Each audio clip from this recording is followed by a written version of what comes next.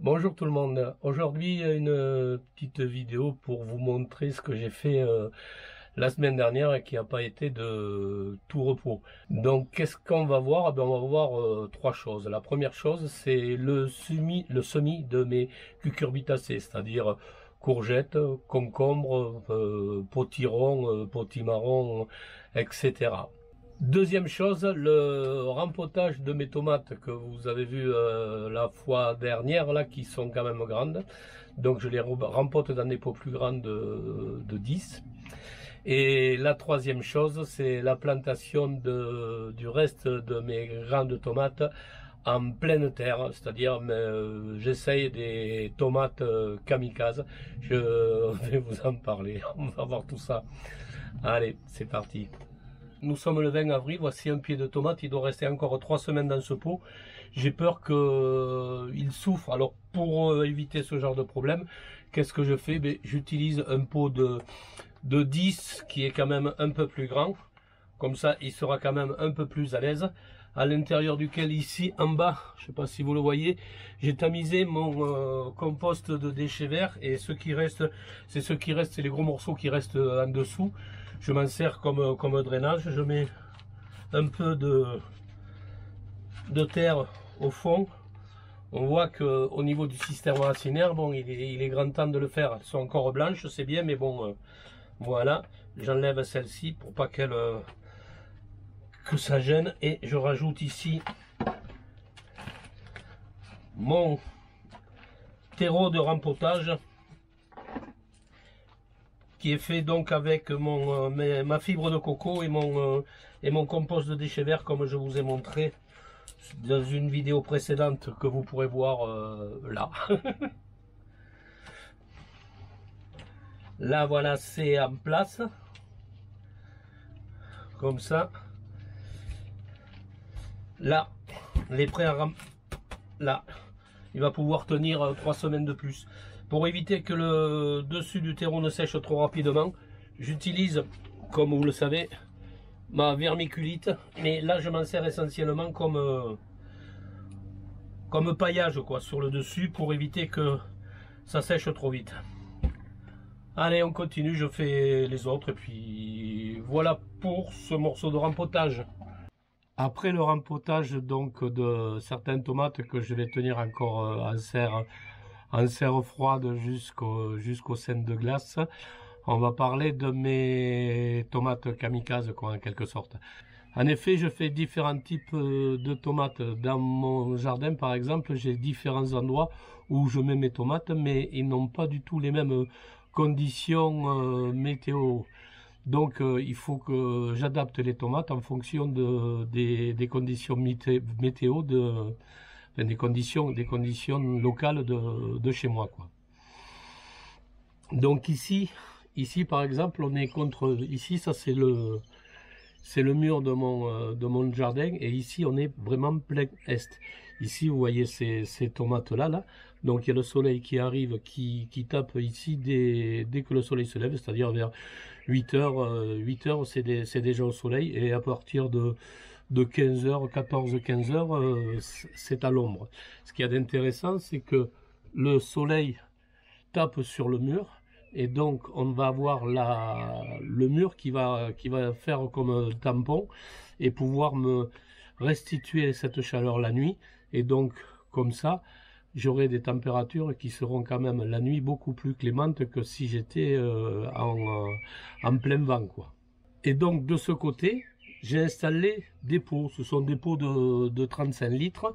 Ils font à peu près, je sais pas, ils font 40 à 45 cm de diamètre. Et ici, ce que j'ai mis comme tomates, ce sont des tomates qui sont bien sûr aptes à la culture en pot et qui sont à croissance déterminée. Alors, qu'est-ce qu'une croissance déterminée? Des tomates à croissance déterminée, ce sont des tomates qui se développent jusqu'à une certaine hauteur, c'est-à-dire aux alentours d'1 mètre, et à partir de cette hauteur-là, elles arrêtent de pousser. Alors donc, belle particularité. Donc pour les cultures en pot, moi je trouve que c'est relativement intéressant. Deuxièmement, ces tomates déterminées, le plus souvent, sont quand même plus précoces que les autres. Elles méritent, enfin, ne nécessitent pas de taille. Personnellement, je les touche pas, enfin, ou très très peu, quoi. J'enlève ça ou là, peut-être des gourmands qui me gênent, mais autrement, je ne les taille pas. Et c'est vrai qu'elles fournissent, enfin, qu'elles produisent un peu moins que les autres, mais bon, il y a des avantages et il y a des inconvénients, quoi. Le fait de ne pas les tailler, elles ont tendance à buissonner un tout petit peu, mais il y en a certaines qui produisent quand même énormément, et on essayera de voir, quoi. Là, pour le moment, j'ai installé simplement deux variétés, de la Pralesca et de la Silvery. Et je vous mets en incrustation ici les différentes tomates en pot que je vais installer cette année, mais que j'ai pas encore installé. J'ai simplement installé la Silvery ici avec un feuillage très fin, et ici la Pralesca. Donc voilà pour ces tomates là, quoi. Pour résumer, ici j'ai choisi des tomates à croissance déterminée, aptes à la culture en pot et qui sont, je l'espère, productives. On peut voir ici, j'ai 9 pots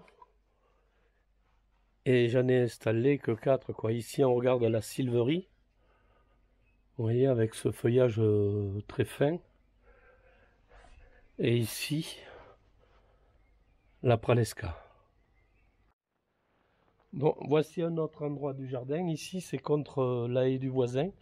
On est toujours ici, c'est plein est, mais le problème c'est que le soleil va monter, mais au-dessus j'ai le chêne, et donc je vais avoir ici du soleil de 8 heures jusqu'à 9 heures, mais pas beaucoup. Enfin, je veux dire, globalement, cet endroit-là est quand même relativement à l'ombre. Donc, je plante quand même des tomates ici, mais bon, j'ai cherché des catégories de tomates qui poussent à l'ombre, quoi. Enfin, qui ont besoin de pas mal d'ombre, besoin de chaleur et de pas mal d'ombre pour pousser, quoi. Donc je vous mets pareil ici en incrustation les différentes tomates que j'ai trouvées qui répondent à ces conditions-là. Donc j'ai trouvé 3 variétés enfin 4 variétés en tout, mais j'ai planté 3 variétés qui répondent à enfin, me semble-t-il, à ces conditions-là, qui sont la Polygian, la Bazinga et la Subarctique. Ces 3 variétés, plus une 4e, mais vous les voyez ici, qui correspondent, me semble-t-il, aux conditions qui sont les miennes ici, c'est-à-dire quand même des tomates qui vont pousser plutôt à l'ombre. Ces tomates font partie de la 2e catégorie des tomates. Donc on avait les tomates à croissance déterminée, et là on a des tomates à croissance indéterminée. Autrement dit, ce sont des tomates qui, dans des conditions optimales, ne s'arrêtent jamais de pousser, peuvent arriver de 3 à 5 mètres, voire plus, éventuellement, quoi. Elles s'arrêtent de pousser quand arrivent les premiers frimas, quoi, c'est-à-dire en automne, les premières gelées, ou alors si on coupe l'apex, c'est-à-dire la partie haute de la tomate, à ce moment-là, elle arrête de pousser et elle fructifie ce qu'il y a à fructifier. À la différence des autres qui étaient plutôt des tomates buissons, celles-ci sont des tomates qui vont monter. Donc moi je préfère étant donné que je les plante d'une façon quand même relativement serrée, j'essaye à les tailler pour les faire venir sur 2 ou 3 tiges simplement. Si je les laissais buissonner, ça serait pas possible chez moi, quoi. Donc ici, moi, ces tomates-là, moi, je les taille. Autant celles qui sont contre le mur là-bas, je les laisse plutôt tranquilles. Autant celles-ci, je les taille. Donc les croissances indéterminées, j'aurais plutôt tendance à les tailler. Et les tomates à croissance déterminées, mais j'aurais plutôt tendance à les laisser faire. Dans les croissances déterminées, donc moi j'ai fait 3 sous-groupes, quoi. Le premier sous-groupe, celui que vous venez de voir, qui correspond aux tomates de mi-ombre. Ensuite, j'ai l'autre sous-groupe qui sont les tomates cerises. Alors, les tomates cerises, c'est les trois quarts, enfin, ce sont les trois quarts du temps, ce sont des tomates à croissance indéterminée. Mais, alors, je dis que je taille les tomates à croissance indéterminée, mais quand c'est des tomates cerises, ben, je les laisse plutôt faire un peu ce qu'elles veulent. J'essaye à les discipliner un tout petit peu, mais bon, je les taille pas aussi sévèrement que je peux tailler mes autres tomates. Comme quoi, enfin, il y a toujours, c'est jamais oui ou non, c'est souvent peut-être, quoi. Voilà pour la deuxième catégorie, le deuxième sous-groupe. Et le troisième sous-groupe, ce sont ce que j'appelle les tomates de plein champ, quoi. C'est-à-dire, c'est les tomates que je vais faire une fois que j'aurai enlevé mes serres éphémères, quoi. Voilà. Alors vous allez me dire, bon, j'ai planté des tomates, je suis un peu frappadingue maintenant. Ben, c'est des tomates kamikazes, mais bon, enfin, elles sont kamikazes qu'à moitié parce que bon, contre le mur là-bas, là quand même, le mur justement de la maison sert de tampon. Ici, si on regarde, on s'approche là. Ici, si on s'approche, on s'aperçoit quand même, enfin, elles sont bien paillées, quoi. Elles sont pas en prison, elles sont grillagées, c'est pour éviter que les merles me ruinent le paillage, qu'on en mette partout. Donc j'ai fait une espèce de cage pour empêcher à mes charmants amis les merles de me pourrir mes tomates. Donc ici on a les polygiants, là on va se retrouver avec les bazinga et ici avec les silverstrees. Donc voilà, ici j'ai quand même un mahé qui va me servir également un peu de tampon, quoi. Mais en ce moment, et d'ici à 15 jours, j'ai regardé la météo. C'est pas si kamikaze que ça quand même, parce que j'ai regardé, il gèle pas, quoi. Les températures les plus basses d'ici à 15 jours sont aux alentours de 7 ou 8 degrés, quoi. Donc c'est kamikaze, mais kamikaze raisonné, quoi. Voilà, la vidéo est maintenant terminée sur le travail que j'ai pu faire la semaine dernière. Je vous ai pas tout montré, mais bon, parce que ça aurait duré quand même un peu trop longtemps. J'espère que cette vidéo vous aura plu. Si c'est le cas, n'hésitez pas à liker, à la partager, à activer la petite cloche pour savoir quand est-ce que je sors une nouvelle vidéo.